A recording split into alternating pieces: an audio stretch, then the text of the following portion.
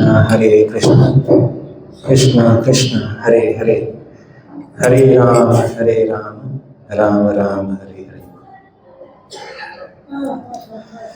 जय Radha Madhava Kunj Bihari.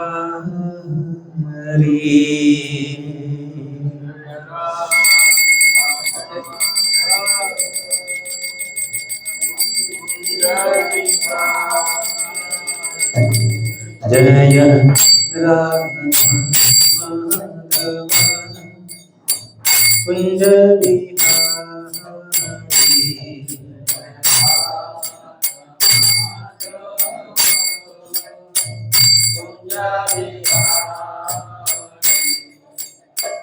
गोपीजन Vallabh Girivardhari.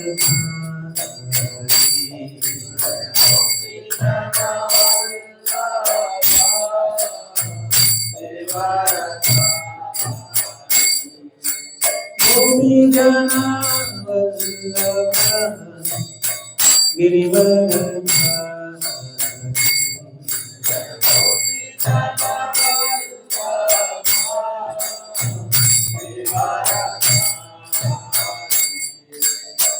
यशोदनंदन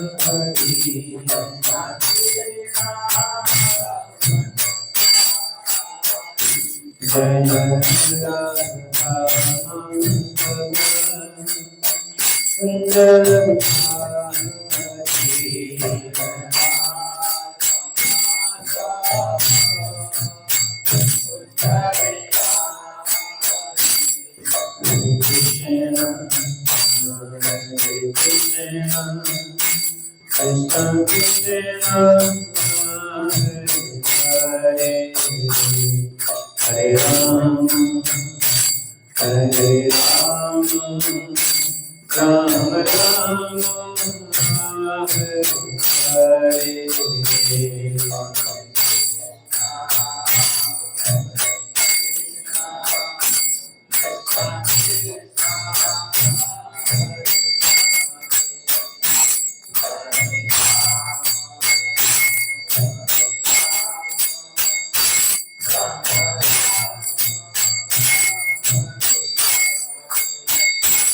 Hare Krishna, Hare Krishna, Krishna Krishna, Hare Hare, Hare Ram, Hare Ram, Hare Hare।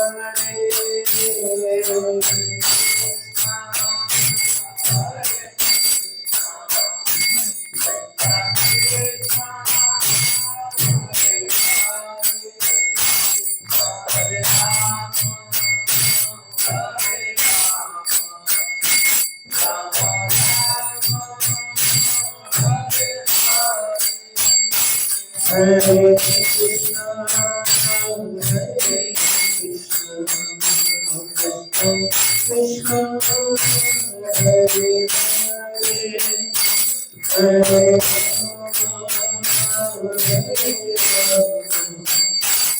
Ram, Hare Hare।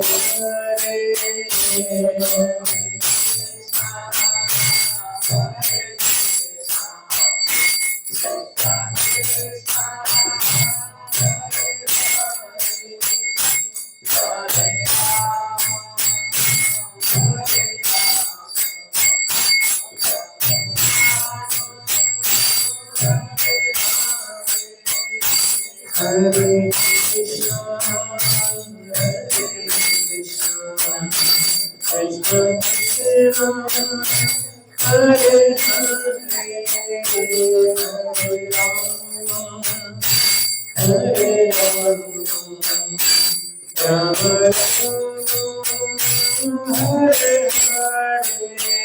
Krishna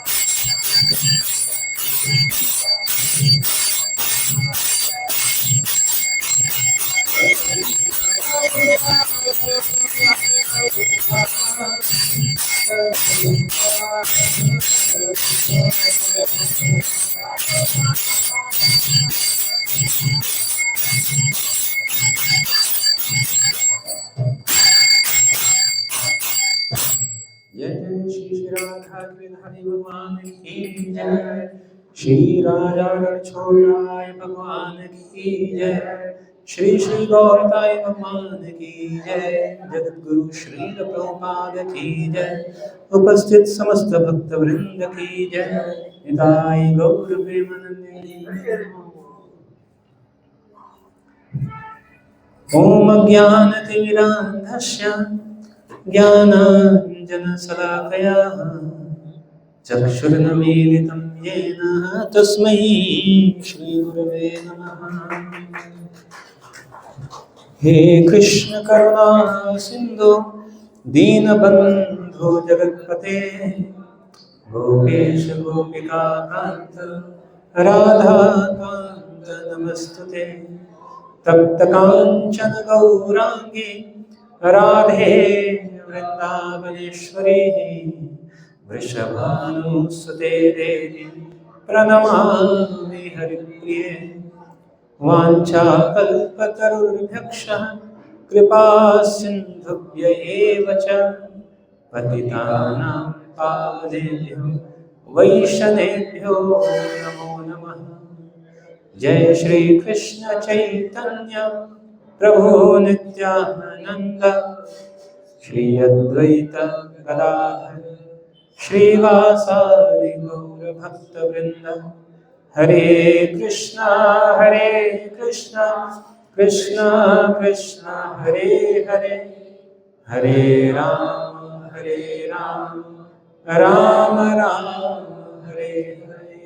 मूकं करोति वाचालं पंगुं लंघयते गिरिं यत् कृपातमहं वन्दे श्रीगुरुदीनतारिणं परमानन्दमाधवं श्रीचैतन्येश्वरम्।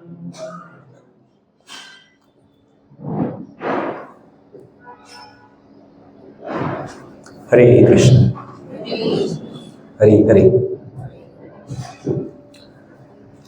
तो आप सभी का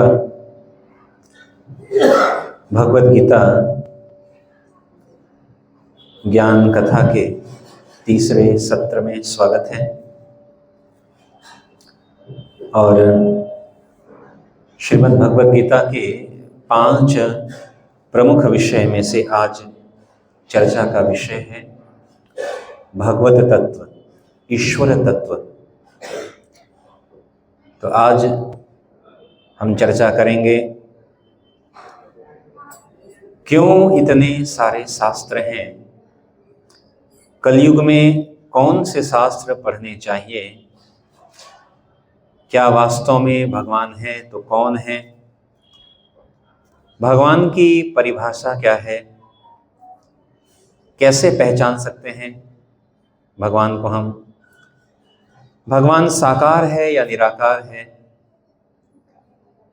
भगवान रहते कहाँ हैं, भगवान के साथ हमारा सनातन संबंध क्या है, देवता और भगवान में क्या अंतर है, उनकी पूजा में क्या अंतर है, परमात्मा कौन है, भगवान के अवतार क्या हैं, कैसे क्या। तो ये सारे कुछ प्रश्न हैं। इन प्रश्नों पर हम समयानुसार जितना समय सहयोग करेगा उतना हम चर्चा करने का प्रयास करेंगे। तो एक भ्रम है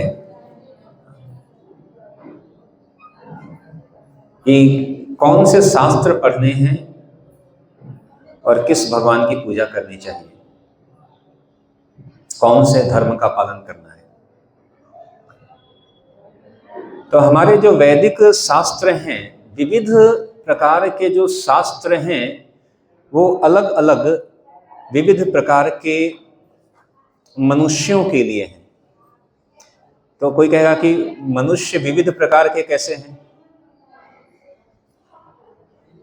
तो जो मनुष्य है उनकी विविधता है उनकी चेतना के आधार पर। ठीक है, जैसे हमने चर्चा किया कि 84 लाख योनियों में से 9 लाख मनुष्य योनि है। तो 9 लाख मनुष्य योनि मतलब क्या? 9 लाख मनुष्य योनि मतलब मनुष्य चेतना के आधार पर भी उनका वर्गीकरण है। उच्च चेतना, निम्न चेतना, ऐसे ज्ञान के आधार पर, चेतना के आधार पर। जैसे कई बार प्राथमिक कक्षाओं में बच्चों को पढ़ाया जाता है कि बेटा हमेशा बड़े संख्या में से छोटी संख्या को घटाया जाता है, ठीक है। और लेकिन वही बच्चा जब प्राथमिक कक्षा को पास करके हाई स्कूल में जाता है, उच्च कक्षाओं में जाता है, तो वहां पर अभी तक जो कहा जाता है कि ये गलत है, 2 में से 5 को नहीं घटाया जा सकता, लेकिन जब बच्चा प्राथमिक कक्षा को पास करके आगे उच्च कक्षाओं में जाता है तो उसको एक और सीख मिलती है कि छोटी में से बड़ी घटाएंगे तो संख्या माइनस में भी आती है, -3, -4,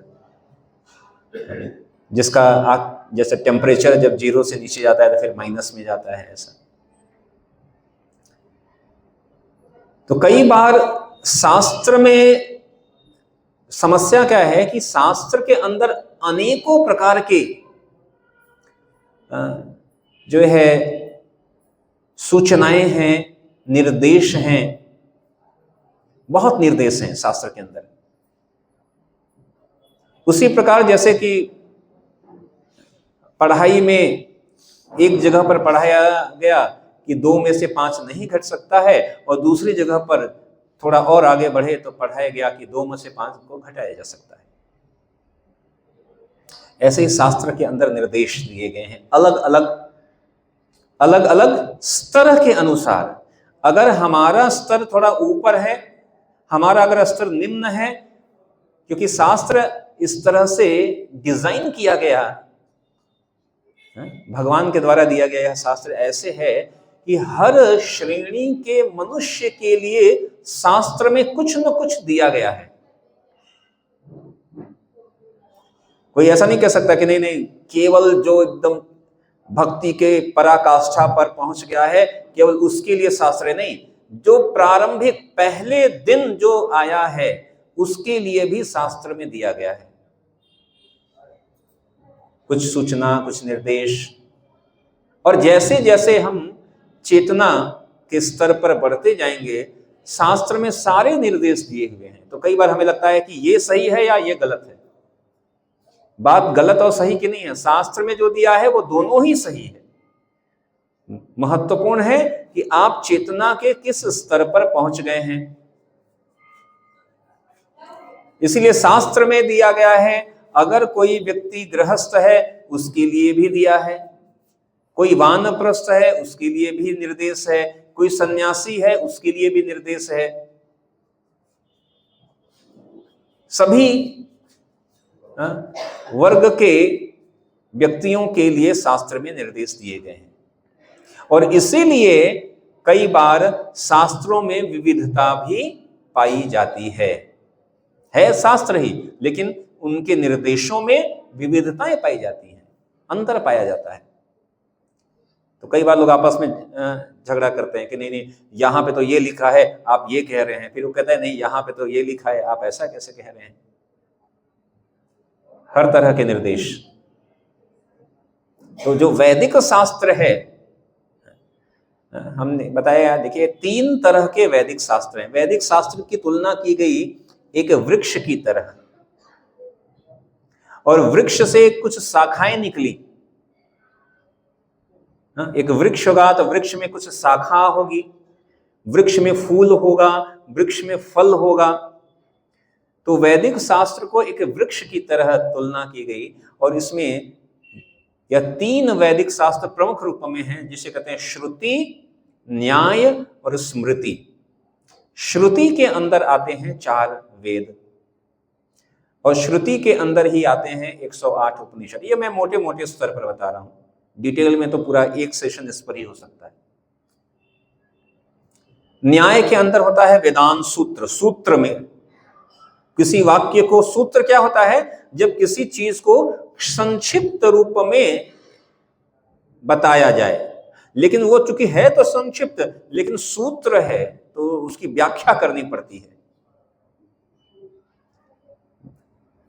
ठीक है, जैसे एक सूत्र है आनंदमयो अभ्यासात्, मतलब कल हम चर्चा कर रहे थे कि हर जीव, जीवात्मा का तीसरा तत्व है आनंद। हर जीव को आनंद में रहने की प्रवृत्ति है। हर जीव चाहता है कि मैं आनंद में रहूं। इसी बात को कहा कि आनंदमयो अभ्यासात, हमें आनंद में रहने का प्रारंभ से ही अभ्यास है। ऐसे अनेक अनेकों सूत्र, वेदांत सूत्र, स्मृति, स्मृति मतलब कि याद करके जो लिखा गया है, जैसे इतिहास, महाभारत और पुराण, ये प्रमुख रूप से वैदिक शास्त्र के अंग कहलाए। और इन समस्त वैदिक शास्त्रों को अभी हम बात कर रहे थे कि वैदिक यह जो ज्ञान का वृक्ष है और इनकी शाखाओं में यह कर्म कांड, ज्ञान कांड, उपासना कांड और उसके फूल हैं धर्म, अर्थ, काम। और इसका अच्छा, कोई वृक्ष है तो वृक्ष में सबसे महत्वपूर्ण अंग है उसका फल।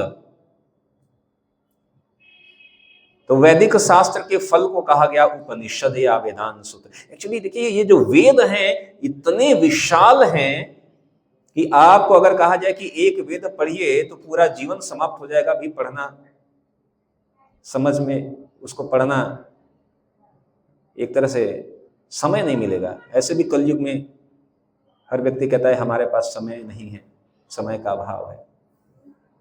उसमें एक वेद भी, ऐसे 4 वेद। तो उन वेदों को क्या किया गया, उन वेदों के अंदर जो ज्ञान है, उन वेदों के ज्ञान को और संक्षिप्त रूप में किया गया। एक कहानी मैं सुनाता हूं। आप सबको इतना तो सभी ने सुना होगा कि इन समस्त वेदों के जो रचयिता हैं, लिखने वाले, ऐसे तो वेद को कहने का प्राकट्य तो भगवान से हुआ है, अपौरुषीय है, मतलब जिसे किसी व्यक्ति ने नहीं लिखा, भगवान के द्वारा ही है। लेकिन उनको लिपिबद्ध करने का जो कार्य किया वह वेद व्यास जी ने किया। ठीक है, द्वैपायन वेद व्यास जी ने। और अगर आप बद्रीनाथ की तरफ जाएंगे तो वहां पर है कि वेद व्यास जी ने कहा कि भाई हम लिखेंगे, लेकिन हम बोलेंगे, लेकिन लिखेगा कौन? तो गणेश जी ने लिखना और वेद व्यास जी ने बोलना। और इस तरह एक तरह से लिपिबद्ध हुआ। तो इन चारों वेदों को वेद व्यास जी ने एक तरह से कह सकते हैं उन्होंने ही बोला। और इन फिर सूत्र आए, उपनिषद आए, उसमें सूत्र आया। लेकिन ये सब थोड़ा कहना, बताना, पढ़ना बड़ा थोड़ा कठिन है। तो इनके लिए उन्होंने क्या किया, इसको सरल शब्दों में समझाने के लिए फिर पुराणों की भी रचना किया, पुराण लिखना शुरू किया, अलग अलग पुराण। तो 18 तरह के पुराण हैं। अष्टादश प्रमाणेषु व्यासस्य वचनं द्वयम् परोपकाराय पुण्याय पापाय परपीडनम्। ये एक सुभाषितानि में श्लोक आता है कि 18 पुराणों में व्यास जी के 2 वचन।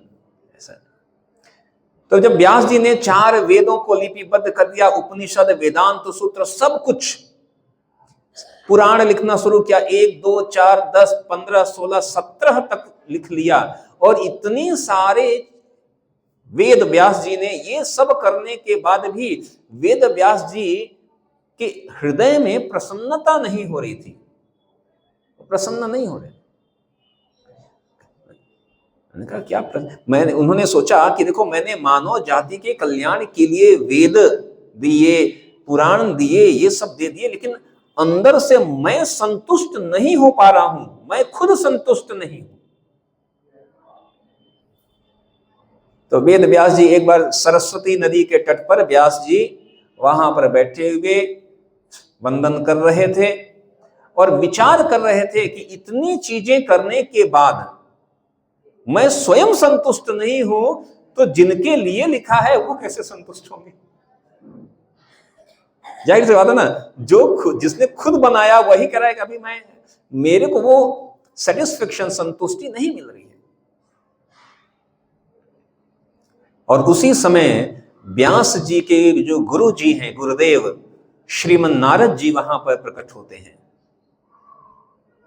जैसे ही नारद जी आते हैं, व्यास जी बड़े प्रसन्न होते हैं, गुरु जी को आसन पर बिठाते हैं, कहते हैं कि अगर आपके पास कुछ भी न हो तो एटलीस्ट कम से कम उनके जो है अतिथि को बैठने के लिए आसन दीजिए और उनको जल दीजिए। तो गुरु को बिठाया आसन पर, उनके चरणों का वंदन किया, आचमन इत्यादि दिया और फिर उनके चरणों में बैठकर कहा कि गुरुजी, गुरुदेव, आपसे एक बड़ी विनम्र प्रार्थना है, यह प्रश्न है आपसे कि इतने मानव जाति के कल्याण के लिए भगवान की प्रेरणा से मैंने यह समस्त वेद, उपनिषद और 17 पुराण इत्यादियों को मैंने दे दिया, लेकिन अभी भी मन के अंदर उद्विग्न है, मन प्रसन्न नहीं है। तो नारद जी मुस्कुराए। नारद जी ने कहा, वत्स, निश्चय ही यह समस्त वैदिक ज्ञान का जो साहित्य है यह मानव जाति के कल्याण के लिए है, लेकिन इन सभी में भगवान की सेवाओं के बारे में वर्णन अप्रत्यक्ष रूप से है, अप्रत्यक्ष है, डायरेक्ट नहीं है। सीधे जल्दी, हाँ, कई जगहों पर वर्णन है लेकिन बहुत नहीं, कई जगह पर अप्रत्यक्ष रूप में दिया है। मैंने कहा फिर? उन्होंने कहा कि इसीलिए एक ऐसे पुराण की रचना करो, ऐसे पुराण को लिपिबद्ध करो जिसके अंदर भगवान की डायरेक्ट सेवा, प्रत्यक्ष रूप में सेवा इत्यादि का, भक्ति का वर्णन किया गया हो। और इसीलिए नारद जी के ऐसा आदेश प्राप्त करने पर श्रीमन व्यास देव जी ने अपने परिपक्व अवस्था में, यानी सबसे अंतिम समय में कह सकते हैं, उन्होंने पुराण लिखा, श्रीमद् भागवत पुराण, जिसमें समस्त प्रारंभ से लेकर प्रथम स्कंद से लेकर समस्त स्कंदों में, 12 स्कंदों में केवल और केवल भगवान की शुद्ध भक्ति का वर्णन है और कुछ नहीं। श्रीमद् भागवत में कहीं ये नहीं लिखा है कि आप ये यज्ञ कर लो तो आप स्वर्ग लोक चले जाओगे, आप ये कर लो तो नहीं। श्रीमद् भागवत को इसीलिए कहा गया, श्रीमद् भागवत को कहा गया अमल पुराण। मतलब श्रीमद् भागवतम में भौतिकता को प्राप्त करने के लिए कुछ नहीं है, केवल और केवल शुद्ध भक्ति परक ज्ञान है श्रीमद् भागवत में। और इसीलिए जो है ऐसा कहते भी हैं कि 18 पुराणों में जो पुराण है वह अलग अलग गुणों में भी हैं, सतो गुण में, रजो गुण में, तमो गुण में, ऐसे ऐसे दिए गए हैं। श्रीमद् भागवत में भी ये बात वर्णन आता है, निगम कल्पतरुर्गलितम फलम सुख मुखाद अमृत संयुतम पीबत भागवतम रसमालयम मुहुरको रसिका भुवि भावुका। कहते हैं जैसे फल है, भागवत को कहा गया समस्त वैदिक साहित्य, यानी वेद, उपनिषद, समस्त पुराण, इन सब का, जैसे वृक्ष का सार क्या है? फल। और उस फल में भी कौन सा फल? पका हुआ फल, सबसे मीठा। तो कहा गया कि यह श्रीमद् भागवत पुराण क्या है? यह समस्त वैदिक साहित्य का पका हुआ फल है। अगर आपने श्रीमद् भागवत का आस्वादन कर लिया तो आपको अन्य किसी शास्त्र को पढ़ने की उतनी आवश्यकता नहीं है, क्योंकि प्रमुख जो चीज है। तो इसीलिए जो भक्ति के पथ पर जो चलने वाले हैं उनके लिए यह गीता और भागवत, यह 2 प्रमुख शास्त्र दिए गए हैं। गीता क्या है? गीता भगवान ने, यहां पर एक संक्षिप्त रूप में मैंने तुलना किया है कि गीता के अंदर 5 विषय हैं। शुरू से देखते हैं। गीता के अंदर 700 श्लोक हैं, भागवत में 18,000 श्लोक। गीता के वक्ता हैं स्वयं भगवान श्री कृष्ण, सुनने वाले हैं अर्जुन जी, जबकि भागवत के वक्ता हैं सुखदेव गोस्वामी और श्रोता हैं परीक्षित महाराज। गीता बोली गई कुरुक्षेत्र के मैदान में, दिल्ली के पास हस्तिनापुर आप जाएंगे उधर, और श्रीमद् भागवत बोली गई सुकताल में। गीता 45 मिनट में बोली गई, श्रीमद् भागवत 7 दिन में बोला गया। गीता में 5 विषय हैं, जो कि आज हम तीसरा विषय चर्चा कर रहे हैं भगवत तत्व के बारे में। भागवत में 10 विषय हैं, अलग अलग विषय। तो इन समस्त गीता है, गीता में भगवान ने बताया कि क्या करना है। भगवान ने, अगर आपने प्रश्न किया कि हमें क्रोध आता है, क्रोध पर विजय कैसे प्राप्त करनी है, तो गीता में भगवान कह रहे हैं काम एष क्रोध एष रजोगुणः समुद्भव महासनो महापाप्मा विद्येन महवैरिणम्।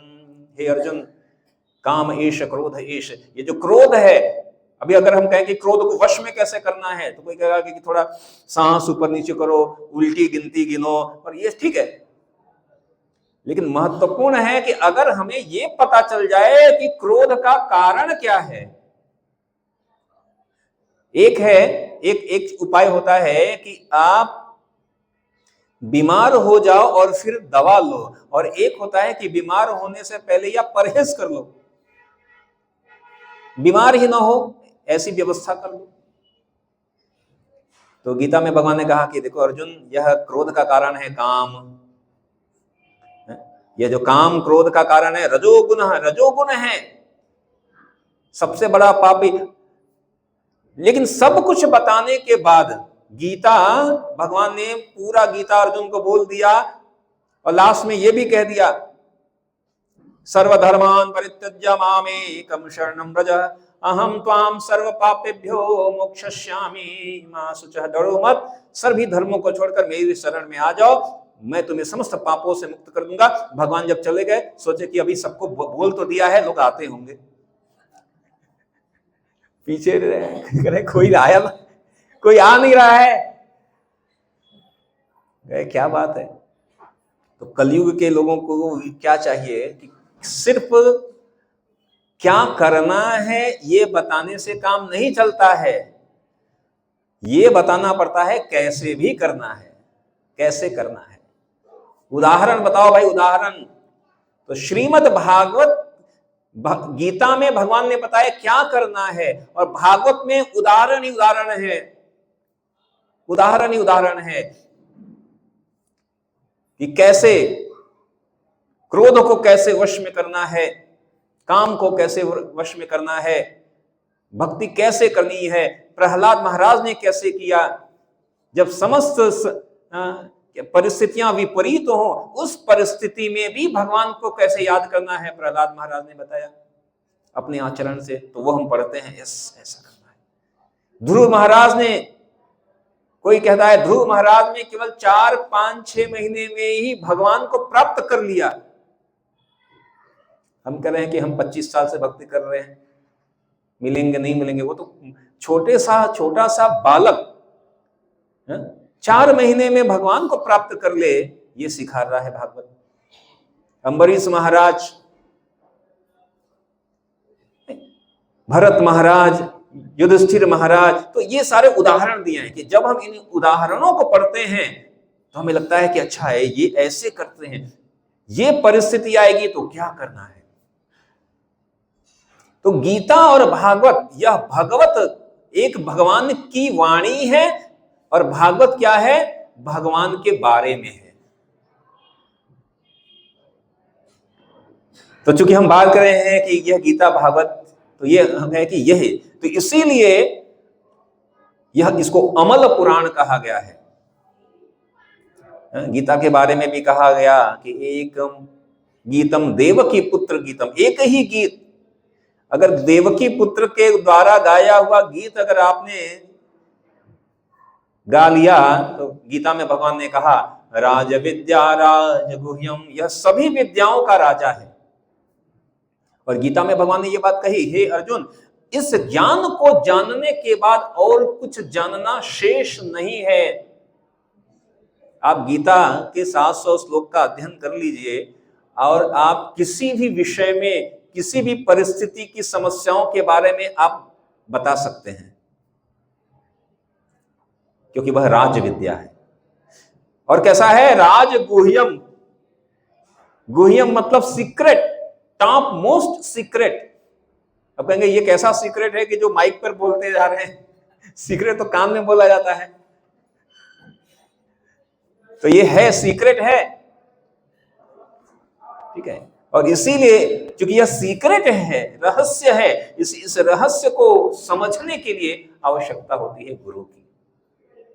गुरु के माध्यम से हम समझते हैं।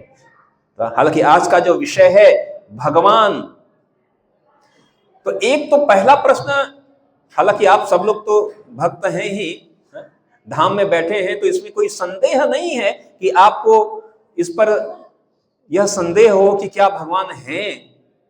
लेकिन मेरा कार्य सिर्फ ये नहीं है कि जो आपको पता है उसे, हम ये भी बताना चाहते हैं कि अगर आपको कोई किसी दिन राह चलते चैलेंज करे कि प्रभु जी भगवान है नहीं, तो आप उनको क्या बोलोगे?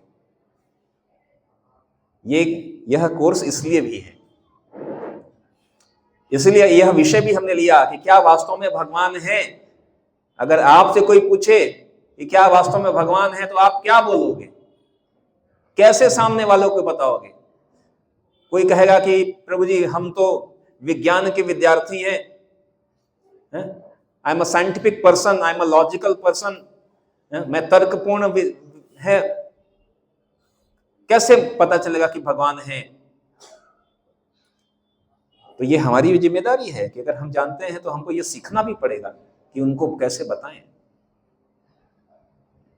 ठीक है, तो आज हम आपको बता रहे हैं कि कैसे सिद्ध करेंगे कि वास्तविक में भगवान है।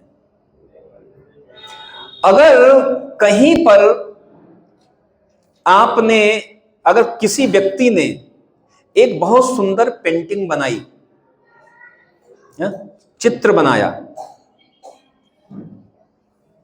कोई चित्र बनाया किसी ने बहुत सुंदर, उस चित्र को देखकर, मैं एक बार एक स्कूल में गया था, उस स्कूल में प्रोग्राम था और कुछ 2 मिनट में उस बच्चे ने, एक बच्चे ने कुछ लिया और उस कागज से ऐसा सुंदर कमल का फूल बनाया।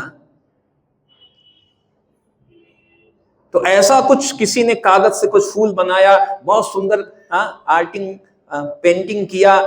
उसको देखते ही हमको क्या लगता है? सबसे पहले हमें लगता है वाह क्या पेंटिंग है, क्या कला है। लेकिन जब हमें कोई कला दिखती है तो साथ ही साथ दिमाग में एक बात तो है कि अगर कहीं कुछ कला है तो उस कला को करने वाला कलाकार भी होगा। हम कोई अगर कागज का फूल बना, हम कहें क्या क्या आर्ट है। अब उस फूल में और हमारे ओरिजिनल जो नेचुरल फूल है, देखिए कितना, जो वास्तविक फूल है उसकी संरचना, अगर कोई बायोलॉजी का स्टूडेंट होगा तो उसकी क्या कहते हैं, उसकी कॉम्प्लेक्सिटी पढ़ता है कि ये है, उसमें कितनी कॉम्प्लेक्स क्रिटिकल चीजें हैं, उसको टेक्निकल भाषा में पढ़ता है। लेकिन हम सामान्य भाषा में कहें तो एक पुष्प है तो पुष्प की डेलिकेसी, यानी उसकी नाजुकता, पुष्प कितना नाजुक है। हम भले ही वो क्या कहते हैं परफ्यूम वाले, लेकिन परफ्यूम वो आर्टिफिशियल बनाए हैं। भगवान का ओरिजिनल परफ्यूम, जितने परफ्यूम हैं वो ओरिजिनल से ही लिया गया है। जैसे अगर आप किसी के पास जाओगे, आर्टिफिशियल भी आप परफ्यूम मांगोगे तो क्या कहोगे? मेरे को रोज फ्लेवर का चाहिए। तो रोज फ्लेवर किसने बनाया भाई? कैसे पता चला कि ये रोज फ्लेवर है? क्योंकि रोज जो गुलाब का जो फूल है उससे जो ओरिजिनल जो उसकी सुगंध है उसको देखने, उसको सूंघने के बाद हमें पता चल कि यस, और हम फिर ऐसा ठीक है कुछ केमिकल डाल के बना लेते हैं, लेकिन ओरिजिनल तो ये है। हम कोई पेंटिंग देखेंगे, क्या कितना सुंदर पेंटिंग बना दिया।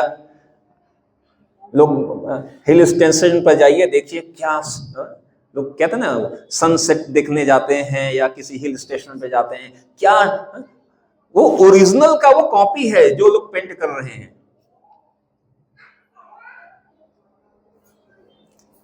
आप यहां पर आए और यहां पर कुछ टेबल लगा है, कुछ चेयर लगा है, कुछ ये सब लगा है, कुछ व्यवस्था है यहां पर, तो कुछ व्यवस्था है, तो कौन होगा इस व्यवस्था को करने वाला? कोई व्यवस्थापक तो होगा ना।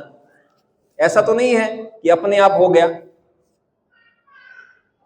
जब हम आए तब व्यवस्था बनी हुई थी, लेकिन आने से पहले किसी ने यह व्यवस्था बनाई। इसी तरह कुछ प्रकृति में कुछ सृजित किया गया है, उत्पन्न है, सृजन है, तो निश्चय ही उस सृजन को करने वाला कोई सृजक होगा, बनाने वाला होगा। कोई अगर डिजाइन है तो उस डिजाइन को करने वाला कोई डिजाइनर होगा। और इसी तरह अगर हम कहते हैं कि यह, कई बार लोग कहते हैं हम भगवान को नहीं मानते, हम मानते हैं कि शक्ति है, एनर्जी है, ऊर्जा है। लेकिन अगर कहीं शक्ति है तो उस शक्ति को धारण करने वाला शक्तिमान भी होगा। जैसे हमारे पास एक गेंद आ रही है, उछल कर आ रही है, हमने उसे पकड़ लिया, कहा कि ये देखो गेंद आ रही है। गेंद तो आ रही है, लेकिन उस गेंद को गतिमान करने वाला कोई व्यक्ति है जिसने उसको फेंका या ठोकर मारा। हम देखते हैं हर चीज में नियम बना हुआ है। सूर्य सुबह निकलेगा, फिर धीरे धीरे धीरे ऊपर और फिर अस्त होगा। दिन रात हर चीज, हम प्रकृति में अगर देखें, हर चीज का इतना सटीक नियम दिया गया है। तो प्रश्न है कि अगर कहीं नियम है तो उस नियम को बनाने वाला तो जरूर होगा। हम जब देखते हैं आकाश में ये एक ऐसी सैटेलाइट घूम रही है, हम कहते हैं वाओ, ये सैटेलाइट आकाश में छोड़ा गया, जिससे आजकल हमारे मोबाइल और इंस्ट्रूमेंट इत्यादि इत्यादि चल रहे हैं, या मौसम की जानकारी मिल रही है। तो अगर ये सैटेलाइट है, लेकिन जो जिसको पता है उसको पता है कि एक सैटेलाइट को अंतरिक्ष में केवल स्थापित करने के लिए कितनी समस्या होती है, और वहां पर सैटेलाइट को काम करने के लिए कंट्रोल रूम में ऐसा नजारा होता है कि वहां पर हजारों सैकड़ों लोग दिन रात बैठकर उसको नियंत्रण, मॉनिटरिंग कर रहे हैं। हाँ, एक चूक हो जाए तो धड़ाम से नीचे गिर जाए या खराब हो जाए। एक छोटे से सैटेलाइट को, और हमारे ब्रह्मांड में ऐसे बड़े बड़े ग्रह तैर रहे हैं। हम सैटेलाइट बना रहे हैं, उसके लिए इतना बड़ा व्यवस्था चाहिए, और इतना बड़ा बड़ा ग्रह घूम रहा है। हम कह रहे ये तो ऐसे ही घूम रहा है, मतलब इसकी कोई लॉजिक है क्या इसके पीछे? और आप देखेंगे, थोड़ा भूगोल में जा रहे हैं, कि जो ग्रह जब चक्कर लगाते हैं उसमें से कई ग्रह ऐसे होते हैं, जैसे कई बार होता है ना चौराहे पर, वहां पे रेड लाइट लगा देते हैं, नहीं तो कई बार वहां पे एक पुलिसमैन खड़ा होता है, कहता है रुको, चलो चलो, ये कहे रुको, ये चलो चलो, ऐसा, और छोड़ देता है तो क्या होता है, सब आपस में भिड़ जाते हैं, चक्का जाम हो जाता है, या कभी कभी एक्सीडेंट हो जाता है, वो इधर से आ रहा है इधर से आ रहा है, पता नहीं है, रोका नहीं, दोनों। हमारे कई ग्रह ऐसे हैं जो आपस में इंटरसेक्ट कर रहे हैं, मतलब दोनों का एक ही क्रॉस करने का एक ही रूट है, लेकिन ऐसा कभी नहीं होता है कि आपस में आ गए टकरा गए, अरे आज थोड़ा धीरे से चल दिया। हम सबने बचपन में थोड़ा पढ़ा होगा कि पृथ्वी अपने अक्ष की धुरी पर थोड़ी सी तिरछी है, अगर वो पूरी सीधी हो जाए तो पृथ्वी पर जीवन नहीं रहेगा। क्यों? क्योंकि चक्र में वो या तो बहुत दूर चली जाएगी तो हम जम जाएंगे, बहुत नजदीक आ जाएगी तो जल जाएंगे। किसने इतने एक्यूरेसी से सेट किया हुआ है? किसने? किसी ने तो किया होगा। हम कहते हैं नहीं नहीं, अब नहीं, ये सब तो अपने हम क्या है। अगर कोई एक व्यक्ति आए और एक ऐसा रोबोट बना दे जो भौंके, हो हम कहेंगे क्या बात है, नोबेल पुरस्कार। और गली मोहल्ले में सैकड़ों कुत्ते भौंक रहे हैं, घूम रहे हैं। तो कहने का मतलब यह है कि यह समस्त ब्रह्मांड की व्यवस्था है, हर चीज में। हमारे शरीर के अंदर कितनी व्यवस्था है, हमारे शरीर के अंदर कितनी व्यवस्था है। अगर अपने केवल आंखों की बात करें तो करोड़ों करोड़ों जो है कलर को पहचानने की शक्ति है। कहते हैं इस ब्रह्मांड का सबसे पावरफुल सुपर कंप्यूटर क्या है? कह रहा है हमारा दिमाग। इतना कॉम्प्लेक्स है, इतना क्रिटिकल है कि इस समस्त विश्व की लाइब्रेरी में जितने पुस्तक हैं, उन समस्त पुस्तकों के अंदर जो ज्ञान है, उन समस्त ज्ञान को भी अगर इस दिमाग में डाल दिया जाए तो भी दिमाग का केवल 1/4 चौथाई हिस्सा ही भरेगा। इतना पावरफुल है हमारा दिमाग। हम स्टोरेज रखते हैं ना मोबाइल में, 256 GB 1 TB, उसके हमारा दिमाग तो ट्रिलियंस मिलियंस टीबी स्टोर कर सकता है। क्षमता है दिमाग की, इतना पावरफुल है। वैज्ञानिक भी ये मानते हैं कि हम अपने दिमाग का केवल कुछ हिस्सा ही इस्तेमाल कर पाते हैं। हर चीज हमारे, अगर एक बॉडी पार्ट भी हम देखें, सब कुछ इतना प्रिसाइसली बनाया गया है। ठीक है, कोयला जानते हैं ना, कोयला क्या कहते हैं? कोयला अगर संरचना की दृष्टि से अगर देखा जाए तो उसका स्ट्रक्चर, थोड़ा हम फिजिक्स में आ गए, उसका स्ट्रक्चर और डायमंड हीरे का स्ट्रक्चर सेम है, थोड़ा सा फर्क है।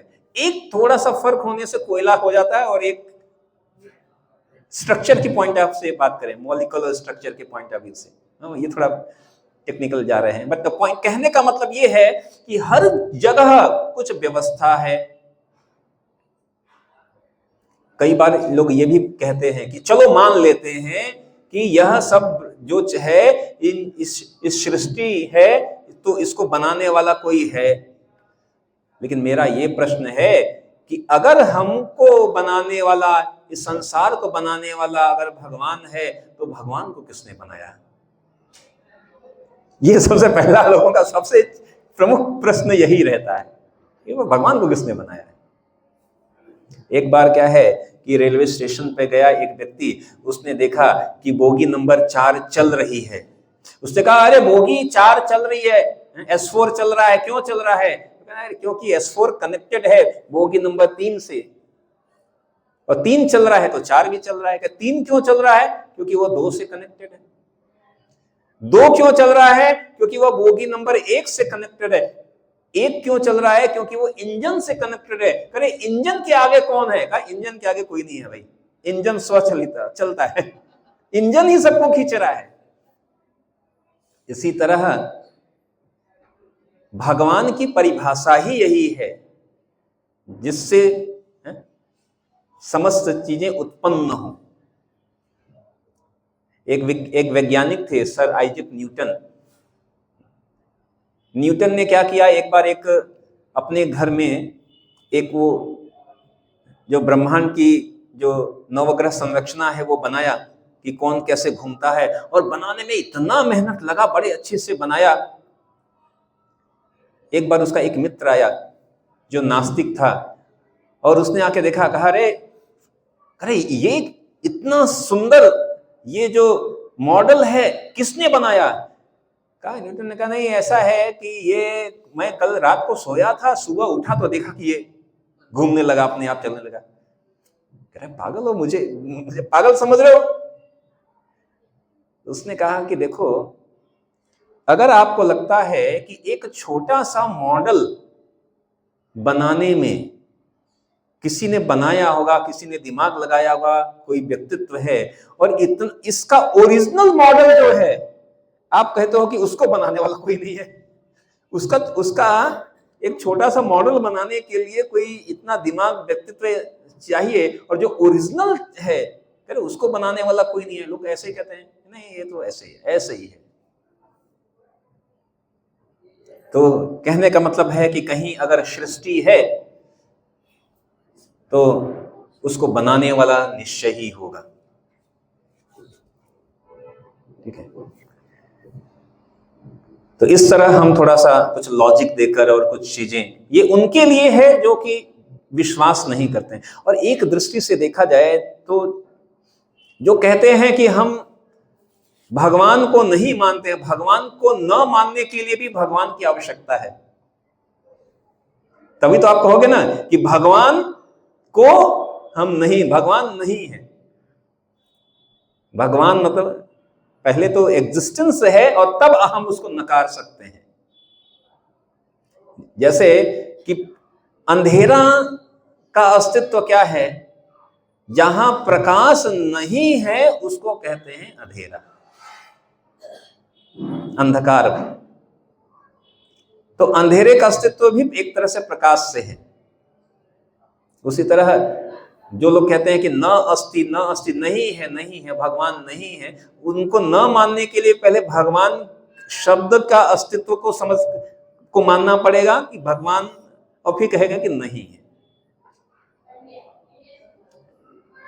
तो इस तरह यह समस्त सृष्टि को अगर किसी भी, आप चारों तरफ कहीं भी कोई चीज को गहराई में देखें तो हम पाएंगे कि भगवान का एक सुपर इंटेलिजेंट मॉडल काम कर रहा है। हर जगह एक व्यवस्था है, अव्यवस्था नहीं है। हम अव्यवस्था में रहते हैं, लेकिन भगवान की हर चीज एकदम व्यवस्थित। ठीक है, एक बीज आप डाल दो जमीन में और उससे इतना बड़ा कोई है ऐसा इंजीनियरिंग मॉडल कि इतना विशाल वृक्ष एक छोटे से राई के दाने के समान बीज में छिपा हो, तो जमीन में डालो, इससे बड़ा बड़ा वट वृक्ष निकल आ जाएगा। क्या एनर्जी है, क्या टेक्निक है उसके अंदर छिपा है। सेम मिट्टी सेम चीज, उसमें अलग अलग बीज डालो, अलग अलग सुगंध के अलग अलग तरह के पौधे, अलग अलग तरह के पेड़ निकलते हैं उसी जमीन से। तो इसलिए कहा गया कि अगर हम थोड़ा सा दिमाग की दृष्टि से देखें तो हमें भगवान के अस्तित्व का हर जगह पता चलता है। फिर अगला प्रश्न आता है कि चलो मान तो लिया कि भगवान है, तो भगवान साकार है या निराकार है? ये एक बड़ा और झगड़े का कारण है। भगवान साकार है या भगवान निराकार है, साकार है निराकार है, भगवान का कोई आकार नहीं है, भगवान का आकार है। तो शास्त्र इसके लिए क्या कहता है? तो हम शास्त्र में लिखा, वदन्ति तत्त्वविदस्तत्त्वं यज्ञानमयद्वयं ब्रह्मेति परमात्मेति भगवानेति शब्दते। श्रीमद् भागवतम के प्रथम स्कंद के दूसरे अध्याय के 11वें श्लोक में कहा गया कि परम सत्य को जानने वाले विद्वान, आध्यात्मवादी या तत्ववेत्ता इस अद्वैय तत्व को ब्रह्म, परमात्मा या भगवान के नाम से पुकारते हैं। तो शास्त्र कह रहा है कि भगवान साकार भी है और भगवान निराकार भी है,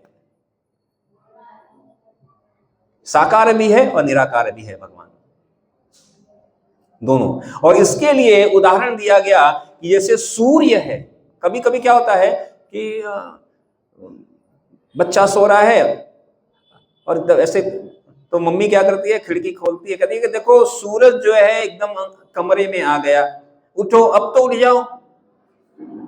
तो सूरज क्या हुआ, कमरे में आया, क्या सूर्य की किरण आ गई।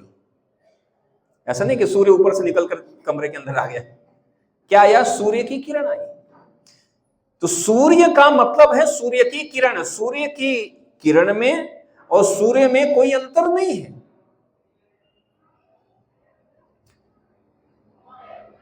तो ये सूर्य का किरण, सूर्य से जो निकलने वाली किरणें हैं, रेज हैं, वो सूर्य है। तो यह एक ज्ञान है। लेकिन थोड़ा और ऊपर जाएंगे तो हमें पता चला कि नहीं, कि सूर्य की किरण एक सूर्य ग्लोब भी है, ठीक है, चाहे उसको आप सूर्य तारा कहें या जो भी कहें, अलग अलग सूर्य ग्रह कहें या सूर्य तारा कहें, हम इस विवाद में नहीं जाएंगे, आप जो भी मान लें, बस जो ग्लोब है वो भी है जहां से सूर्य की किरण आ रही है। लेकिन अगर एक स्तर और ऊपर जाएं, सूक्ष्म स्तर पर, तो हमें पता चलेगा कि सूर्य केवल तारा या ग्रह नहीं है, सूर्य वहां पर एक व्यक्तित्व भी है जिसका नाम भी शास्त्र में दिया गया है, विवस्वान। एक व्यक्तित्व भी है, सूर्य एक व्यक्तित्व भी है, एक व्यक्ति भी है। आप कहेंगे ये क्या बात कर रहे हैं, सूर्य व्यक्ति कैसे हो सकता है? ठीक है, उदाहरण के लिए इस कमरे में सरकार है, सरकार जानते हैं, गवर्नमेंट। हम कहते हैं कि गवर्नमेंट, हम कहते हैं कि इस कमरे में भी सरकार है, सरकार यहां पर है इस कमरे में। कैसे, किस रूप में है सरकार? हम देखेंगे भाई, हमारे इस रूम में इलेक्ट्रिसिटी आ रही है, बिजली आ रही है। बिजली हम खुद घर में बना के तो नहीं ला रहे ना, ये बिजली कहां से आ रही है? ट्रांसफार्मर से आ रही है। ट्रांसफार्मर में कहां से आ रही है? मेन सोर्स जो हाइडल है वहां से आ रही है। वहां कहां से आ रही है? थर्मल पावर से आ रही है। और वो सब कौन कंट्रोल कौन कर रहा है? तो इलेक्ट्रिसिटी, गुजरात बिजली विभाग, जीईबी। कौन? जीईबी क्या है? गवर्नमेंट इकाई है ना, तो यहाँ गवर्नमेंट की इकाई है। या हमने घर बनाया, हॉल बनाया, तो पब्लिक वर्क्स डिपार्टमेंट, पीडब्ल्यूडी का कुछ नियम होगा, घर बनाने से पहले मंजूरी लेनी पड़ती है हर चीज में। तो यहां पर यद्यपि कि यहां पर गवर्नमेंट क्या है? गवर्नमेंट एक व्यक्ति भी है। हम जब कहते हैं गवर्नमेंट, कहते हैं मोदी जी, तो मोदी जी एक व्यक्ति भी है। और जब हम कहते हैं गवर्नमेंट, तो गवर्नमेंट ऐसा नहीं कि मोदी जी हर जगह जाकर पर्सनली जाकर बैठे रहते हैं, बोलेंगे मित्रों आ गए, ऐसा नहीं है। वो दिल्ली में बैठे हैं, लेकिन अब उनकी शक्तियों के रूप में वह हर जगह उनकी शक्ति, मतलब गवर्नमेंट का जो, जब हम कहते हैं कि गवर्नमेंट का है रूल यहाँ पे है, एक सड़क के फुटपाथ से लेकर, घर से लेकर, राज्य से लेकर, जिले से लेकर, गांव से लेकर, हमारे घर के रूम के अंदर तक भी गवर्नमेंट अपनी शक्ति के रूप में उपस्थित है। ठीक है, इसलिए लोग कहते हैं ना कि क्या ये गवर्नमेंट है। गवर्नमेंट तो वहां बैठा है, वो थोड़ी व्यक्तिगत रूप में थोड़ी आएगा, लेकिन उनकी शक्तियां हैं। ठीक है, इसी तरह भगवान भी एक व्यक्तित्व भी है, और भगवान की शक्ति के रूप में भी वह हर जगह व्याप्त है। अब जैसे गवर्नमेंट है तो एक पीएम होगा, तो पीएम के अंडर में अनेक अनेक जो है मंत्री भी, प्रधानमंत्री के अंदर एक मंत्रिमंडल भी होगा, फिर उन मंत्रिमंडल के अंदर भी विस्तार होगा, फिर उसके अंदर भी विस्तार होगा। इस तरह करते करते करते विस्तार, एक कनेक्टेड से लेकर हर एक सामान्य सा काम करने वाला व्यक्ति भी किसी न किसी रूप में कनेक्टेड है गवर्नमेंट से। ठीक है, तो जब हम कहते हैं कि भगवान निराकार है या साकार है, तो भगवान जैसे गवर्नमेंट वास्तविक रूप में एक व्यक्तित्व है, लेकिन शक्ति के रूप में उनकी शक्तियां हमारे घर से लेकर हर जगह पर व्याप्त रहती है। या दूसरा उदाहरण हमने जैसे देखी, जैसे सूर्य एक व्यक्तित्व भी है, सूर्य एक ग्लोब भी है, सूर्य किरण भी है। तो उसी तरह भगवान अपनी शक्ति के रूप में, भगवान की शक्ति, यह निराकार भगवान, ये जो जब कहते हैं कि भगवान निराकार है, भगवान का कोई आकार नहीं है, तो इसके दो अर्थ होते हैं। एक अर्थ होता है कि भगवान का हमारी तरह इस भौतिक, यानी पृथ्वी, जल, अग्नि, वायु, आकाश से बना हुआ यह भौतिक शरीर नहीं होता है भगवान का। भगवान का आकार आध्यात्मिक आकार है, भगवान का शरीर आध्यात्मिक शरीर है। एक तो यह कहना होता है, इसीलिए गीता में एक बात कहा गया, जन्म कर्म च मे दिव्यम, कि अगर भगवान का जन्म है तो वो दिव्य है। एक सिंपल सी है, हम जन्म लेते हैं, हम में से कितने लोगों ने चूज किया कि हमें यहां जन्म लेना है, लेकिन भगवान ने चूज किया कि हम यहां पर पैदा होंगे। अपनी मर्जी से, स्व इच्छा से आते हैं भगवान और स्व इच्छा से जाते हैं। इसीलिए भगवान के जन्म को कहा गया है अवतरण। अवतार अवतरण है, खुद की इच्छा से आ रहे हैं, उनको कोई किसी ने नहीं, हमारी तरफ बाई फोर्स नहीं आए हैं। और इसीलिए भगवान का जन्म, और इसीलिए भगवान का कर्म भी क्या है, दिव्य है। जन्म भी दिव्य है, कर्म, हमारी जन्म में कोई दिव्यता नहीं है। भले ही हम अपने आप दिव्यता मानने लगते हैं कि हमसे बड़ा कोई नहीं, लेकिन हमारी, अगर थोड़ा सा सत्य और कटु वचन कहें तो वास्तविक रूप में भगवान की जो प्रक्षेपण शक्ति है उसको, उसने हमको प्रक्षेपित, फेंक दिया है। जैसे कोई कूड़ेदान में किसी चीज को फेंक देता है ना, वैसे हम आए हैं। हम इस भौतिक जगत में यहां पर बैठे हैं, इसका मतलब ही है कि हम सब बदमाश थे, तभी इधर आए। कुछ बदमाशियां की होंगी तभी इस कलयुग में आए। हमको लगता है कि हम बड़े संत महात्मा, लेकिन हम कुछ न बदमाशियां भले ही किए होंगे, इस कलयुग में आए हैं, कली के युग में। तो भगवान जो है साकार, और भगवान अपनी शक्तियों के रूप में भगवान निराकार भी है।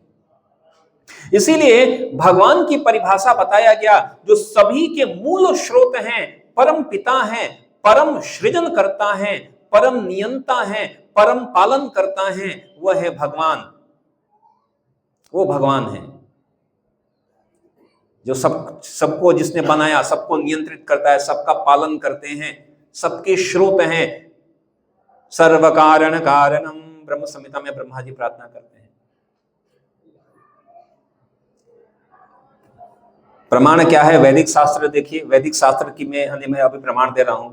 श्रीमद् भगवद गीता में भगवान ने 14वें श्लोक के 14वें अध्याय के 4थे श्लोक में कहा कि हे कुंती पुत्र, तुम यह समझ लो कि समस्त प्रकार की जीव योनियां इस भौतिक जगत में जन्म द्वारा संभव है, और क्या हूं मैं? उनका बीज प्रदाता पिता हूं। अहम बीज प्रतः पिता, भगवान कृष्ण ने अर्जुन को कहा। 9वें अध्याय के 17वें श्लोक में भगवान ने कहा कि मैं इस ब्रह्मांड का पिता हूं, माता हूं, आश्रय हूं, पितामह हूं, सब कुछ मैं ही हूं। ठीक है, ये सब प्रमाण दे रहे हैं श्लोकों में प्रमाण।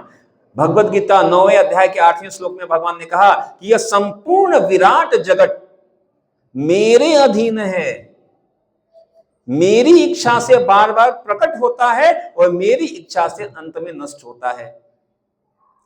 देखिए, हम कुछ भी बोलेंगे, हम ऐसा नहीं कहेंगे कि मेरी नहीं, हम रेफरेंस भी दे रहे हैं। भगवद गीता 10वें अध्याय का 39वां श्लोक भगवान कहा, मैं समस्त सृष्टि का जनक बीज हूं, ऐसा चर और अचर कोई भी प्राणी नहीं है जो मेरे बिना रह सकता हो। भगवान ने कहा, मैं ही ताप देता हूं, मैं ही वर्षा को रोकता हूं और मैं ही वर्षा को लाता हूं, मैं ही अपने अंश मात्र से संपूर्ण ब्रह्मांड में व्याप्त होकर धारण करता हूं। ये भगवान डंके की चोट पर कह रहे हैं। संपूर्ण वैदिक साहित्य में मैं कह रहा हूं, आपको चैलेंज दे रहा हूं, संपूर्ण वैदिक साहित्य में आप पढ़ लो कहीं से, और कहीं भी देखो कि जिसने खुद क्लेम किया हो कि मैं हूं, वह केवल और केवल भगवान कृष्ण ही हैं, राम है, आप नाम अलग हो सकते हैं, राम कृष्ण जो भी आप कहें। पालन करता भगवान ने कहा, यह भौतिक प्रकृति मेरी शक्तियों में से एक है। कई बार लोग कहते हैं कि हम तो भगवान को नहीं मानते, हम तो प्रकृति को मानते हैं।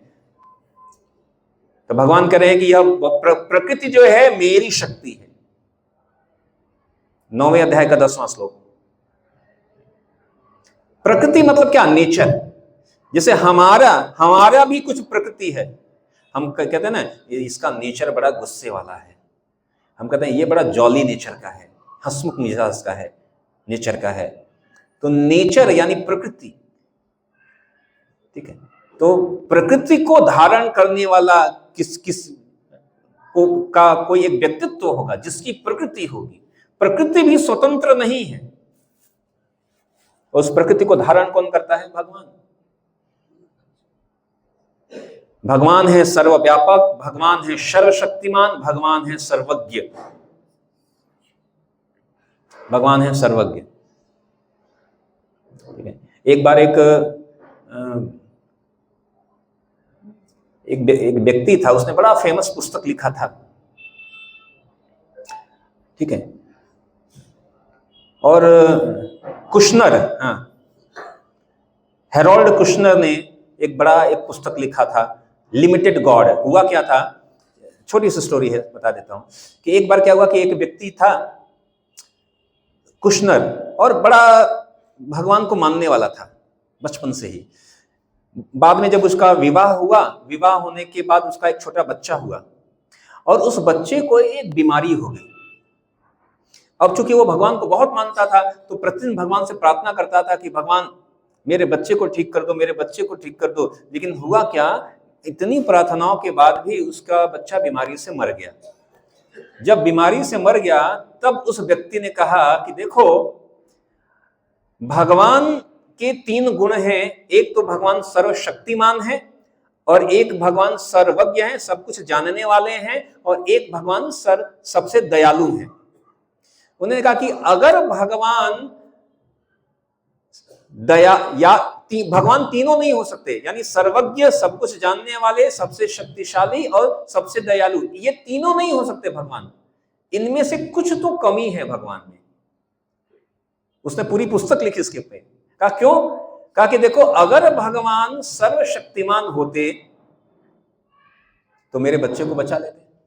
तो ऐसा हो सकता है कि भगवान सर्वशक्तिमान नहीं है, भगवान बहुत दयालु हैं, और भगवान सब कुछ जानने वाले हैं, लेकिन भगवान सर्वशक्तिमान नहीं है, इसलिए बचा नहीं पाए मेरे बेटे को। उसने दूसरा लॉजिक दिया, अगर माने कि भगवान सर्वशक्तिमान है, तो हो सकता है दयालु नहीं हो। वो शक्तिमान भी हैं, जानते भी हैं सब कुछ, लेकिन चूंकि दयालु नहीं है, इसलिए बचाया नहीं मेरे बेटे को। और उसने तीसरा लॉजिक दिया कि अगर मान लें कि भगवान दयालु भी हैं और भगवान शक्तिमान भी हैं, तो हो सकता है भगवान सर्वज्ञ नहीं है, उनको पता ही नहीं था कि मेरा बेटा बीमार है। तो उसने ऐसे ऐसे लॉजिक दिए।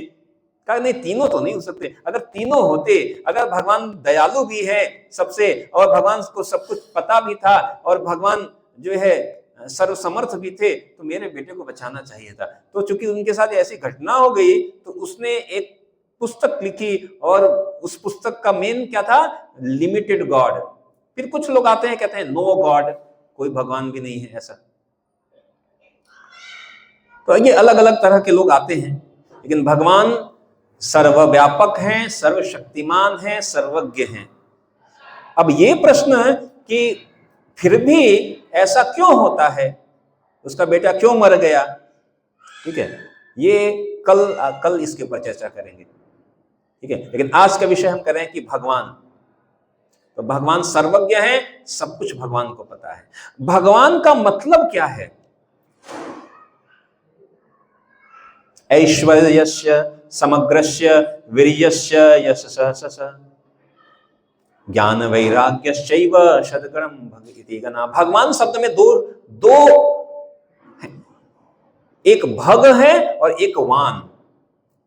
जैसे हिंदी में शब्द है धनवान। धनवान मतलब जिसने धन को धारण, वान मतलब धारण किया हो। ज्ञानवान, ज्ञान को जिसने धारण किया हो। उसी तरह भगवान मतलब जिसने भग को धारण किया हो। भग को संस्कृत में भग का मतलब होता है ऐश्वर्य। तो कौन कौन से ऐश्वर्य हैं? 6 ऐश्वर्य बोला गया। क्षणम, क्षणम मतलब 6, जो संपूर्ण बल, संपूर्ण यश, संपूर्ण धन, संपूर्ण ज्ञान, संपूर्ण सौंदर्य, संपूर्ण वैराग्य को धारण करता है। 6 ऐश्वर्य हो गए ना, बल, यश, धन, ज्ञान, सौंदर्य और वैराग्य। कहा जो इन सबको संपूर्ण रूप में धारण करता है। संपूर्ण रूप में, विष्णु पुराण का यह श्लोक है।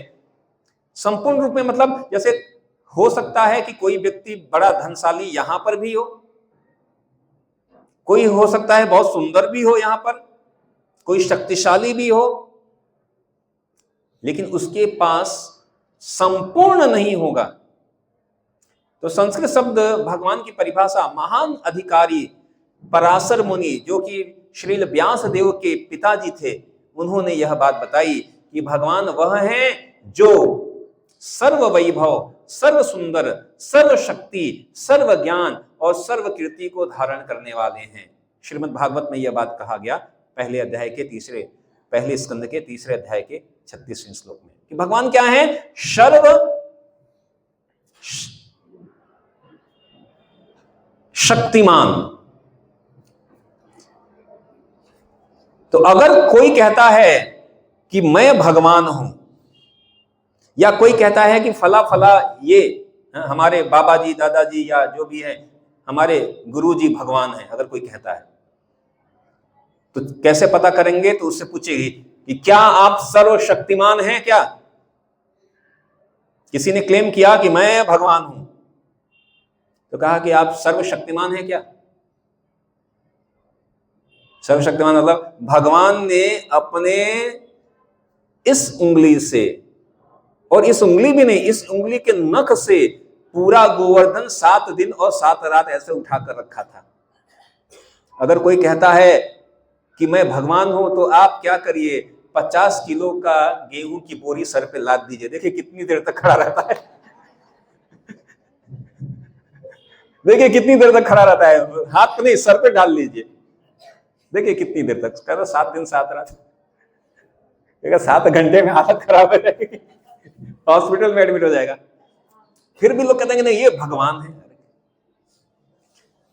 भगवान सर्वशक्तिमान, भगवान से शक्तिमान कोई नहीं है। वही भगवान जब शेष के रूप में आते हैं तो संपूर्ण ब्रह्मांड को अपने शीश पे धारण करते हैं, और वो राई के दाने के समान लगता है। कोई है ऐसा? जब समुद्र मंथन हो रहा था तो समुद्र मंथन में मंदराचल पर्वत डूबने लगा, तो भगवान कच्छप वेश धारण कर कर उस मंदराचल को पीठ पे धारण कर लिए, और जब लोग मथने लगे तो कभी कभी क्या होता है ना कि जब आप किसी को ऐसे ऐसे सहलाते हैं तो बड़ा अच्छा लगता है, बड़ा सुंदर नींद आ जाता है। भगवान को ऐसे नींद आ गई कि कोई खुजला रहा हो हल्का, ये बढ़िया है, खुजली हो रही है, चलो सो लेते हैं थोड़ा सा। तो पूरा मंदराचल पर्वत पीठ पे धारण है। अगर कोई कहता है कि मैं सर्वशक्तिमान भगवान हूं, तो उसको दिखाना पड़ेगा, अपनी शक्ति दिखानी पड़ेगी। भगवान से अधिक शक्ति और कोई नहीं है, सर्वशक्तिमान। हमारे में शक्ति का कुछ अंश हो सकता है, ठीक है, हमारे में शक्ति का कुछ अंश हो सकता है, लेकिन सर्वशक्तिमान तो केवल भगवान है। कोई क्लेम नहीं कर सकता। क्लेम करता है तो ऐसा करके देख लेना। कोई कहता है सर्व सुंदर, कोई मिस्टर हैंडसम या मिस इंडिया या मिस यूनिवर्स हो सकता है, लेकिन भगवान की सुंदरता वेणुं पड़ंतम अरविंद दलायताक्षम बरहावसंतम असितांबद सुंदरांगम कंदर्पकोटि कमनीय विशेष शोभम गोविंदमादि पुरुषम तमहम भजामि। ब्रह्मा जी प्रार्थना कर रहे हैं कि भगवान आपकी सुंदरता कैसी है? आपकी आंखें कमल के समान हैं। एक बार इस संपूर्ण ब्रह्मांड में सबसे सुंदर अगर कोई है तो उसको कहा गया है कामदेव। अपनी सुंदरता से कामदेव सबको मोहित करते रहते हैं। एक दिन कामदेव ने कहा कि चलो भगवान को मोहित करने जाते हैं। भगवान रास नृत्य कर रहे थे। कामदेव क्या किए, उनके पास एक सूक्ष्म बाण होता है, वो बाण को लेकर पेड़ के नीचे छिप गए, ऊपर पेड़ के ऊपर बैठकर छिप गए, और भगवान ऐसे नृत्य कर रहे थे तीव्र गति से, वो निशाना नहीं बना पा रहे थे, ऐसे ऐसे सोच रहे थे। और भगवान नृत्य करते करते करते करते भगवान ने तिरछी नजर से एक बार कामदेव को देखा, और कामदेव मोहित होकर पेड़ से धड़ाम से नीचे गिर गए। जो संपूर्ण ब्रह्मांड को जो मोहित कर दे, वो भगवान के केवल एक तिरछी नजर से, वही तिरछी नजर का कहते हैं बांके, हम कहते हैं ना बांके बिहारी दर्शन करने जाते हैं ना, बांके मतलब क्या है? ऐसे बांके, तिरछे। भगवान की सुंदरता, हम बांके बिहारी का दर्शन करने जाते हैं, या राजा यहाँ पे रणछोड़ राय का दर्शन करने जाते हैं, लोग पागल हैं देखने के लिए, दर्शन करने के लिए। आपको खड़ा कर दिया, हमें खड़ा कर दिया जाए, काले कलर से ऐसे लपेट दिया जाए, और फिर कहे कि प्रभु जी आप बड़े सुंदर लग रहे हो। भगवान काले रंग के होते हुए भी, पूर्ण काले होते हुए भी उनकी सुंदरता के पीछे ब्रह्मांड पागल है। उनको देखने के लिए कभी कभी भगदड़ लग जाती है, लोग उसमें मर जाते हैं। अरे ऐसा होना नहीं चाहिए, व्यवस्था होनी चाहिए, लेकिन कहने का मतलब कि लोग दीवाने हैं हमारी सुंदरता। यहां तक कि स्वर्ग में कहते हैं कि उच्च लोकों में भी व्यक्तित्व ऐसे होते हैं, इतने सुंदर होते हैं कि यहां के सबसे सुंदर भी उनके दास दासी के समान भी नहीं होंगे। तो जितने समस्त सुंदरता को देने वाले भगवान कितने सुंदर होंगे। ये सुंदरता आती कहां से है? हमारी तो सुंदरता कुछ क्षणिक है, आती है चली जाती है। भगवान जब धराधाम से जा रहे थे तो उस समय भी भगवान की उम्र 125 साल लगभग 100 से ऊपर थी, और तब भी भगवान कैसे दिखते थे? नौ यौवनम च। इसलिए ब्रह्मा जी प्रार्थना करते हैं, भगवान कैसे हैं? नौ यौवनम। हम कैसे हैं? हमारी सुंदरता धीरे धीरे कम होती जाती है। हम, ये फैक्ट है कि हम बूढ़े होकर हम सुंदर नहीं लगते हैं भाई। भगवान की सुंदरता, भगवान की उम्र कभी बढ़ती ही नहीं है, इसलिए वो हमेशा यौवन अवस्था में कोई व्यक्ति सबसे सुंदर होता है। और हमारे पास ऐसे खाल ऐसे आ गए हैं, ऐसे आ गए हैं, और वो व्यक्ति क्लेम कर रहा है कि मैं भगवान ही हूं। भाई कहां से? शास्त्र कह रहा है कि भगवान तो कभी बूढ़े नहीं होते। अब कभी भी भगवान का कहीं भी पूरे, आप झूम जाओ, पूर्व से पश्चिम, उत्तर से दक्षिण, कहीं भी, मतलब ये थोड़ा लाइट मूड में कह रहे हैं कि सामान्यतः कहीं भी भगवान बूढ़े नहीं दिखेंगे आपको, कि भगवान कैसे लंबा लंबा दाढ़ी मूछ आ गया हो, ऐसा नहीं नहीं नहीं। भगवान हर जगह एकदम नौ यौवन रूप में खड़े रहते हैं, चाहे वह वृंदावन में ग्वाल बाल के रूप में हो या तो द्वारिकाधीश के रूप में, वह हमेशा यौवन अवस्था में है। क्यों? क्योंकि भगवान कभी बूढ़े होते नहीं है। जो बूढ़ा हो जाए वो भगवान नहीं है, सीधी सीधी बात कह रहे हैं। जीव होता है बूढ़ा, भगवान बूढ़े नहीं होते। शास्त्र कह रहा है, मैं अपने शब्दों से नहीं कर रहा हूं, शास्त्र कह रहा है नौ यौवनम च।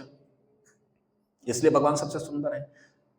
सर्व ज्ञान, सब, भगवान को सब कुछ पता है, भूत भविष्य वर्तमान, हमको थोड़ा थोड़ा पता है। और हमारी ज्ञान की क्या सीमा है कि अभी 10 मिनट पहले कुछ बताया जाए वो भी भूल जाते हैं। भागवत में यह बात कही गई, मंद सुमंद मतयो मंद भाग्य। भागवत कह रहा है कि हम सब का बुद्धि कैसा है? मंद, मतलब कमजोर। और कैसा वाला मंद? बढ़िया वाला मंद, सुमंद। याद नहीं रहता है हमको, जल्दी बारंबार रिपीट करना पड़ता है। हमको याद नहीं है कि हम 1 साल पहले आज के दिन कौन क्या खाए थे, नहीं याद है। भगवान को तो कितने जन्म, हर जीव के बारे में सर्वज्ञ है, समस्त ज्ञान के स्रोत है भगवान, और हर चीज आती है भगवान को। कल हम ऐसे चर्चा कर रहे थे कि भगवान को हर भाषाएं आती हैं, ठीक है। अगर गाय बोल रही है, कुत्ता बोल रहा है, भगवान उसकी भी भाषा समझ लेते हैं। और जो बोल नहीं सकते भगवान उसकी भी मन की भाषा समझ सकते हैं। सर्व ज्ञानमय और सर्व कीर्ति, कीर्ति मतलब प्रसिद्धि, जो सबसे प्रसिद्ध हो। इस दुनिया में लोग बड़े बड़े प्रसिद्ध लोग हैं, लेकिन उनकी प्रसिद्धि, किसी की प्रसिद्धि क्या होती है कि कुछ गांव तक होती है, किसी की कुछ शहर तक, किसी की कुछ डिस्ट्रिक्ट तक, किसी की कुछ देश तक, किसी की 10, 5, 25 देश तक होती है। और वो भी उसकी प्रसिद्धि क्या है, धीरे धीरे कम होती जाती है। किसी पुराने जमाने के कोई यहाँ पे जो व्यक्ति हैं जो मूवी देखते थे, उनसे कहिए कि दिलीप कुमार क्या ब्याह था। अभी किसी से पूछो दिलीप कुमार, कहेगा कौन दिलीप, हमारे बगल में रहता है वो दिलीप, कहते लोग भूल गए उनको। अब किसी नए एक्टर को या किसी नए खिलाड़ी को याद करेंगे, कुछ दिन में उसकी प्रसिद्धि गायब हो जाएगी, कोई उसको नहीं पूछेगा। भगवान की प्रसिद्धि केवल एक देश, एक तक नहीं, संपूर्ण ब्रह्मांड में है। और ऐसी प्रसिद्धि कि कभी कम ही नहीं होती है। अनंत अनंत ब्रह्मांड में उनकी प्रसिद्धि बनी ही रहती है। हमारी किसी व्यक्ति की प्रसिद्धि होता है, लेकिन लिमिटेड होती है और धीरे धीरे उसको लोग भूल जाते हैं। कुछ समय के बाद, कुछ दशकों के बाद लोग उसको भूल जाएंगे। सर्व वैभव मतलब सबसे धनी। भगवान से धनी कौन है? ठीक है, क्योंकि सब कुछ तो भगवान का ही है। हम जब आए थे तो अब कुछ लेकर थोड़ी आए थे, खाली हाथ आए थे। सब कुछ यहां भगवान का ही है, संपूर्ण वैभव।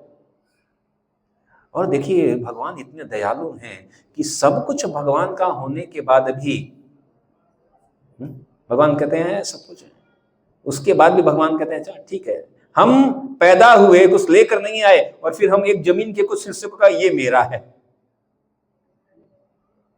ये घर मेरा है। इस घर को बनाने के लिए ईंट चाहिए। ईंट कहां से आई? ईंट को बनाने के लिए, ईंट को बनाने के लिए मिट्टी। ये मिट्टी कौन, किसने बनाया, किसकी है? हमने बनाया कुछ कारखाने में मिट्टी? इस पृथ्वी किसने बनाई? तो जो भी कुछ है सब कुछ क्या किया, हमने ये लिया वो लिया, कलेक्ट कर लिया, ये हमारा हो गया। तो भगवान सर्व वैभव, सबसे धनी भगवान है। और छठा ऐश्वर्य है सर्व त्याग। त्याग भी अपने आप में, वैराग्य भी अपने आप में ऐश्वर्य है। इसीलिए जब कोई कुछ त्याग कर देता है तो लोग उसको बोलते हैं महाराज। कहते हैं महाराज जी आइए। अरे कहाँ के महाराज हैं भाई? बैंक अकाउंट नहीं, पहनने को एक जोड़ी कपड़ा, करे महाराज है।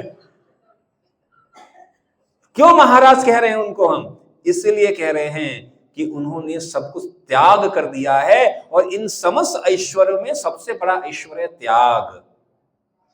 इसीलिए वो राजा हैं। कहा एक बार क्या हुआ कि सिकंदर, जानते हैं ना सिकंदर आया।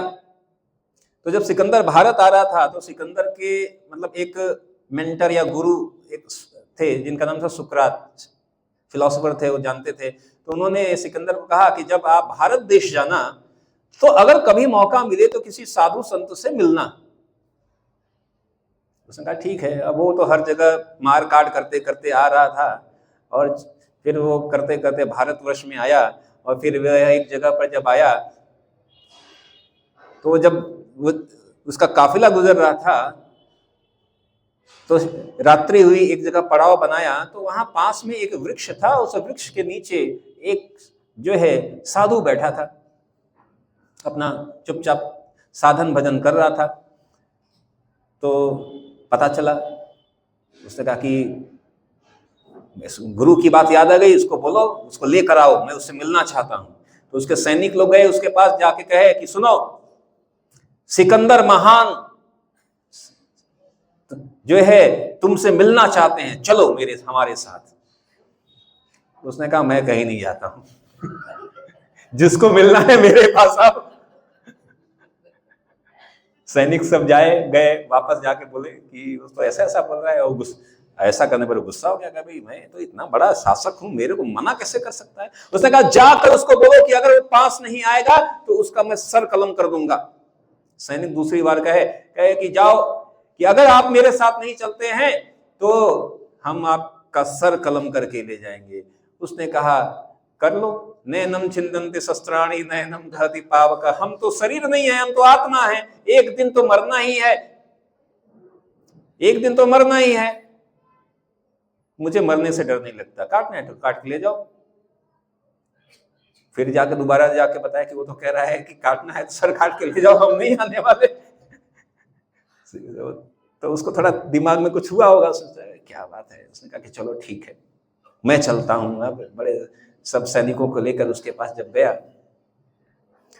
जब उसके पास गया तो उसने, जब साधु ने दूर से देखा, उसने कहा कि आओ मेरे दासों के दास, आओ स्वागत है तुम्हारा। अब पहले से गुस्सा था, उस पर और चढ़ा दिया कि मेरे को दास बोल रहा है, सेवक बोल रहा है, वो भी दास नहीं दासों का दास बोल रहा है। तो उसको गुस्सा तो बहुत आया। फिर उसने फिर भी किसी तरह उसने कहा कि, उसने आगे कहा कि मैं दासों का दास नहीं हूं, मैं तो बासों का बॉस हूं, आप मेरे को दास बोल रहे हो।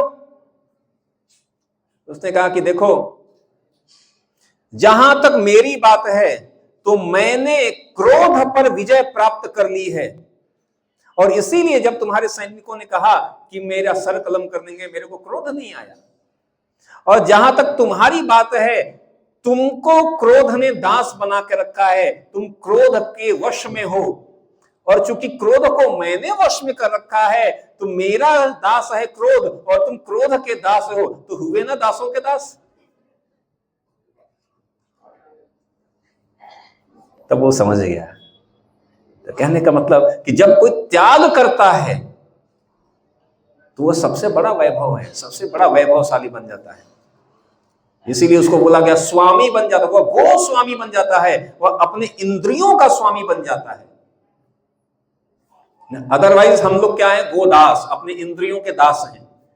गोदास मतलब कि हमारा आंख कुछ और दिखाता है तो हम वो देखना शुरू करते हैं। जब हमने अपनी इंद्रियों को नियंत्रण कर देते हैं, तो कहने का मतलब कि जब कोई व्यक्ति सर्वशक्तिमान हो, जब कोई सर्वशक्तिमान है, सर्वत्यागी है, सर्व कीर्ति है, सर्व ज्ञान है, सर्व वैभव है, सर्व सुंदर है, वही केवल भगवान हो सकता है, और भी पूर्ण रूप में।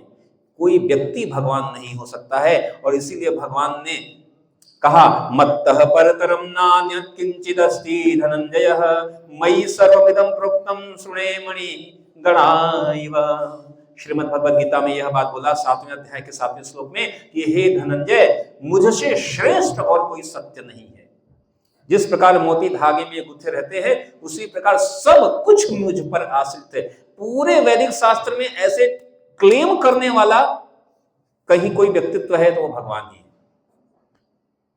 हाँ, कई बार वैदिक साहित्य में बोला भी जाता है कि ये भी भगवान है, ये भगवान है, ऐसा कहा जाता है। लेकिन जैसे जब कोई एक व्यक्ति गया डॉक्टर के पास, डॉक्टर ने उसकी जान बचा ली, तो क्या कहता है, डॉक्टर आप तो भगवान हो। ऐसा बोलते हैं ना हम किसी की प्रशंसा करने के लिए, जब हम कोई प्रार्थना करते हैं, प्रेस करते हैं, तो बढ़ा चढ़ा कर बोलते हैं। तो जब प्रार्थनाएं अर्पित की जाती हैं, तो उन प्रार्थनाओं में अनेकों लोगों को भगवान शब्द बोला गया। भगवान का एक अर्थ होता है स्वामी भी, ईश्वर का मतलब होता है स्वामी। इसीलिए संपूर्ण ब्रह्मांड के जो रचयिता है ब्रह्मा जी, जिसने संपूर्ण ब्रह्मांड को बनाया, रचा, वो ब्रह्मा जी क्या कह रहे हैं, ईश्वरः परमः कृष्णः सच्चिदानंद विग्रह अनादिरादिर गोविंदम सर्वकारण कारणम। ब्रह्मा जी भी ये बात कह रहे हैं कि सर्व कारण के कारण ईश्वर। अब अनेक लोग ईश्वर हैं, स्वामी हैं। घर में पति भी आए उसको भी कहते हैं परमेश्वर, पति परमेश्वर। क्यों परमेश्वर कहते हैं? क्योंकि वो भी स्वामी है, अपने घर को नियंत्रित करता है। कोई एक समाज को नियंत्रित करेगा, कोई एक कारखाने को नियंत्रित करेगा, लेकिन सबको नियंत्रित करने वाले कौन है? ईश्वर अनेक हैं, लेकिन परम ईश्वर एक है। हम ये नहीं कह सकते कि सब परमेश्वर है, ऐसा नहीं कह सकते। ठीक है। और भगवान गीता में ये बात कहते हैं कि यह बात मूर्ख लोग को समझ में नहीं आता है। अवजानन्ति मामूढ़ा मानुषीतनमाश्रितम परम भाव मजानन्तो मम भूत महेश्वरम। जब मैं मनुष्य रूप में अवतरित होता हूं तो मूर्ख मेरा उपहास करते हैं, वो मुझ परमेश्वर के दिव्य स्वभाव को नहीं जानते। ये भी भगवान बोल कर दे। हम कहे और कुछ प्रमाण है क्या? हम कहे हाँ, और प्रमाण देते हैं आपको।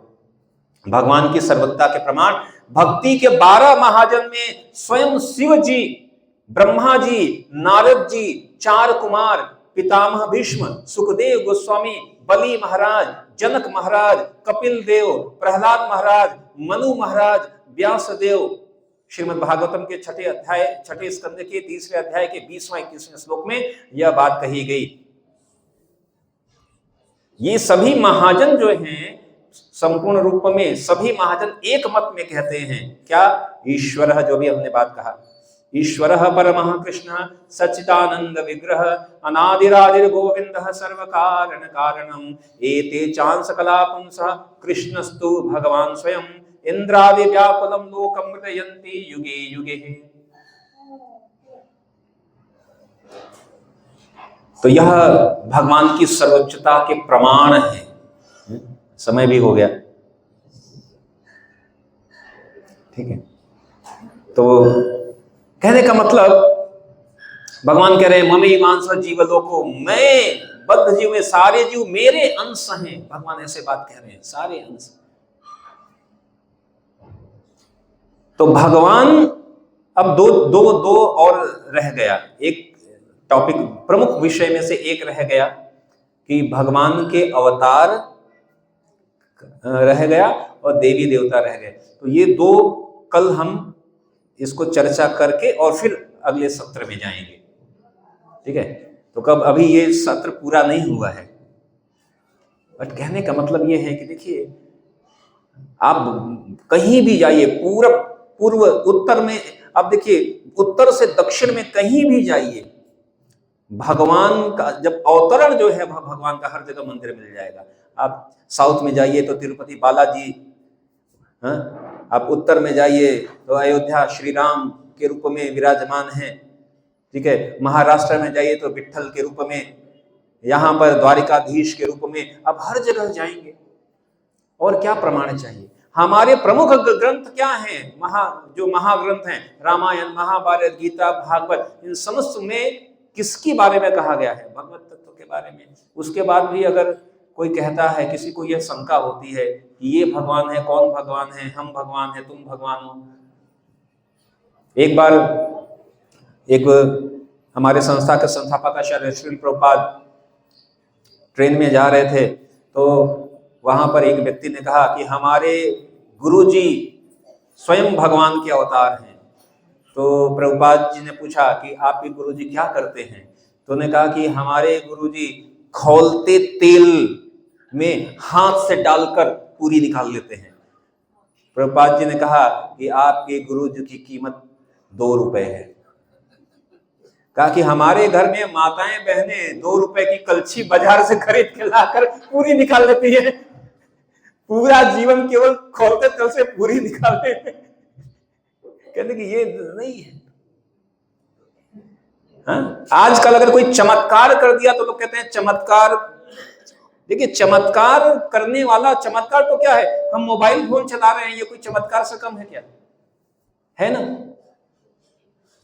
तो यह ज्ञान विज्ञान हो सकते हैं, यह सिद्धि हो सकती है, लेकिन भगवान कोई किसी क्रिया से कोई भगवान नहीं बन सकता है कि हम ये करें और हम भगवान बन जाएं। ऐसा कभी नहीं होगा। इसके बारे में हम कल थोड़ा सा और चर्चा करेंगे। इस कुछ इन चीजों के बारे में दो चीजें मैंने बताई, और थोड़ा सा धाम के बारे में भी कल चर्चा करेंगे, क्योंकि ये बहुत बड़ा प्रमुख विषय है। यद्यपि कि सबको पता है, लेकिन तब भी बहुत ही महत्वपूर्ण विषय है यह भगवत तत्व, ईश्वर तत्व को अगर आपने जान गया।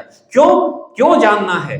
कहा आत्म साक्षात्कार के 3 चरण हैं कि मैं कौन हूं, यह सबसे पहले जानना, फिर जानना भगवान कौन है, और फिर तीसरा तत्व आता है कि संबंध बनाना। अगर आपको किसी से मित्रता करनी है तो आपको जानना पड़ेगा कि ये कौन है। तो मैं कौन हूं, भगवान कौन है, जब ये 2 जान जाते हैं तब तीसरा आता है कि कैसे हम भगवान से संबंध बनाएं। यह 3 चरण है आत्म साक्षात्कार के विज्ञान के।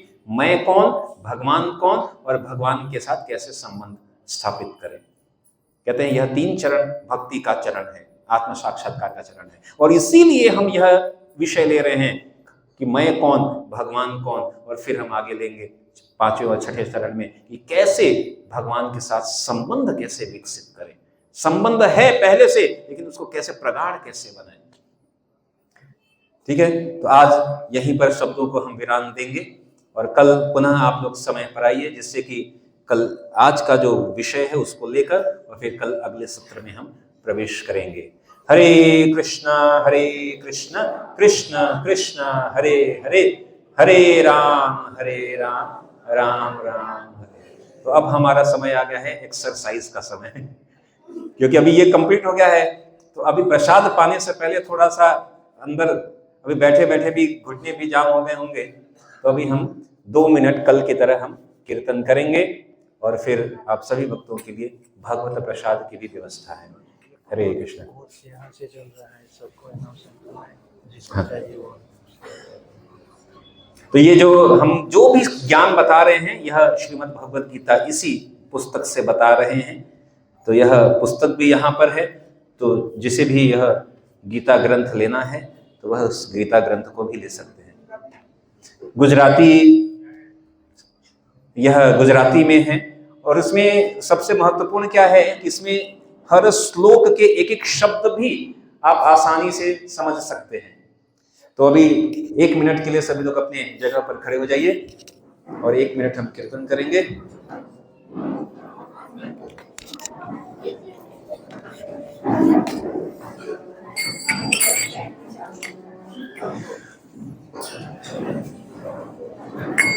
हाँ जाओ, वो मृदंग बजाएगा।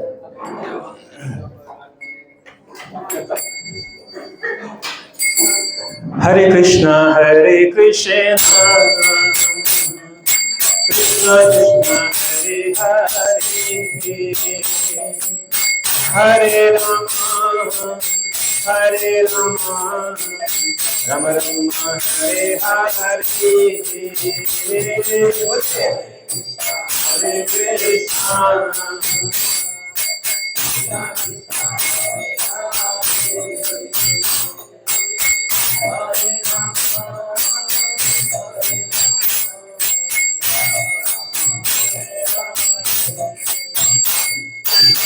हरे कृष्णा हरे कृष्णा कृष्ण कृष्ण हरे हरे राम राम राम हरे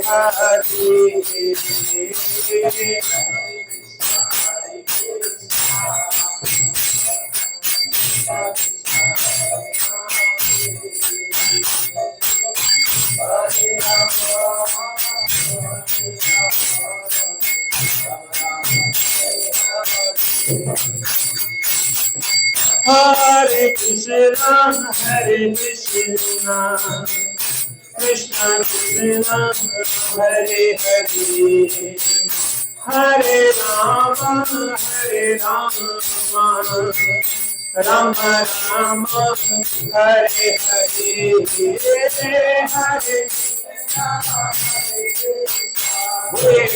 बोलिए कृष्ण हरे राम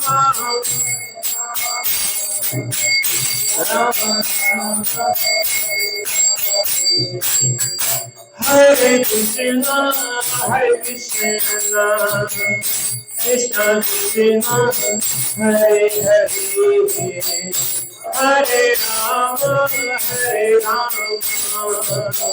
राम राम हरे हरे कृष्णा हरे राम कृष्ण कृष्ण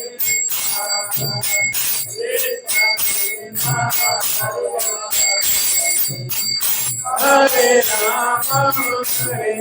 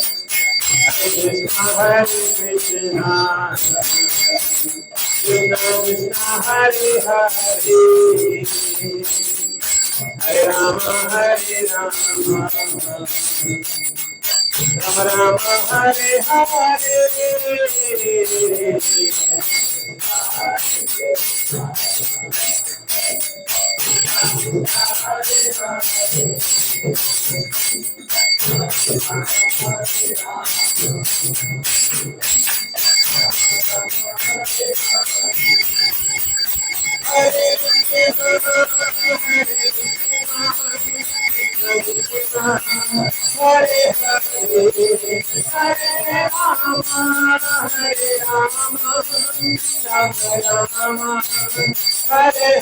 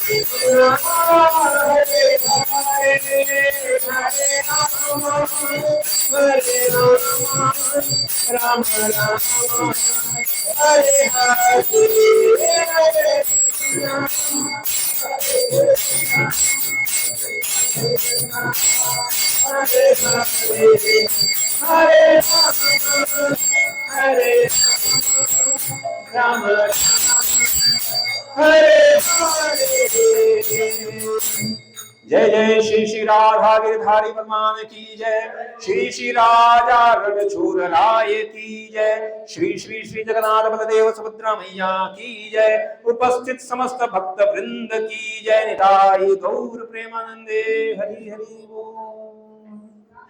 धन्यवाद। अभी सबके लिए प्रसाद।